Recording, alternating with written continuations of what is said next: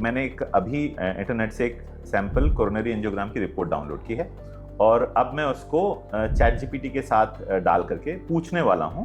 और याद रखिएगा, एआई में सबसे इंपॉर्टेंट चीज है आपका सही सवाल क्या है। चैट जीपीटी जी, मैं आपको एक कोरोनरी एंजियोग्राम की रिपोर्ट अपलोड कर रहा हूं। इसको अमेरिकन हार्ट एसोसिएशन की जो लेटेस्ट गाइडलाइंस है उसके अगेंस्ट ये कंपेयर करके बताइए इसमें आगे ट्रीटमेंट क्या होना चाहिए, और अगर आपको पेशेंट रिलेटेड कोई दूसरी इंफॉर्मेशन भी चाहिए तो वो भी मुझे बताइएगा, जिससे कि आप फाइनल डिसीजन दे सकें कि मुझे आगे क्या करना चाहिए और किस डॉक्टर के पास जाना चाहिए। बिल्कुल, मैं आपकी कॉर्नरी एंजियोग्राम रिपोर्ट को अमेरिकन हार्ट एसोसिएशन की जो लेटेस्ट गाइडलाइंस हैं उनके आधार पर देखने की कोशिश करूंगा।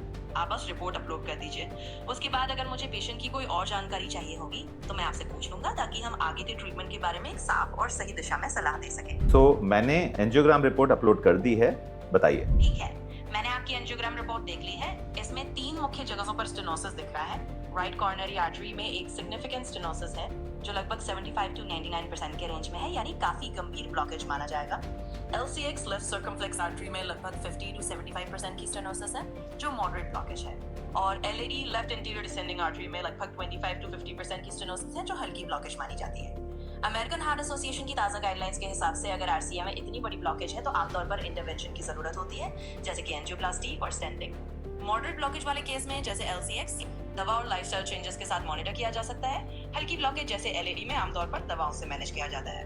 अगर आपको मरीज की और जानकारी चाहिए, जैसे लक्षण, मौजूदा दवाएं या कोई अन्य मेडिकल हिस्ट्री, तो वो बता दीजिए ताकि हम अपना सुझाव और डॉक्टर रेफरल बिल्कुल सही तरीके से दे सकें। असल में मरीज को कोई सिम्टम नहीं है, उसको ये बस डॉक्टर ने बोला था कि नॉर्मल चेकअप में कुछ ब्लॉकेज लग रहा है और उसको कोई सिम्टम नहीं है, तो ऐसे में उसे क्या करना चाहिए? अगर मरीज को कोई सिम्टम नहीं है और ये ब्लॉकेज सिर्फ एक रूटीन चेकअप में सामने आया है, तो अमेरिकन हार्ट एसोसिएशन की गाइडलाइंस के मुताबिक आमतौर पर तुरंत कोई अग्रेसिव इन्वेसिव ट्रीटमेंट की जरूरत नहीं होती है।